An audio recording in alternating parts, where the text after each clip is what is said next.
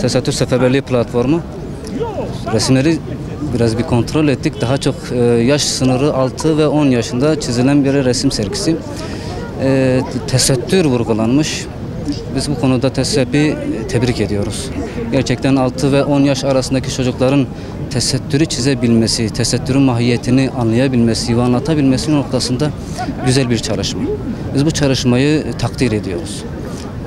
Günümüzde bilinçli ya bilinçsiz bir şekilde tesettür var olan değerlerinden uzaklaştırılıyor.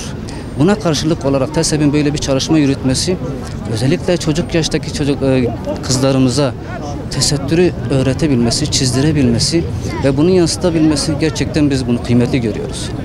Bunun daha da yaygınlaşmasını, daha fazla kitleye ulaşması için biz de elimizden geleni yapacağız. Hüdapar olarak önceliklerimizin içerisinde bulunan kısımdır. TESEP'in yapmış olduğu güzel çalışmalardan dolayı TESEP'i çok tebrik ediyoruz. Bugün ortamda, televizyonlarda, haberlerde gördüğümüz hayasızlıklardan hakikaten her gün korkuyla uyanıyoruz.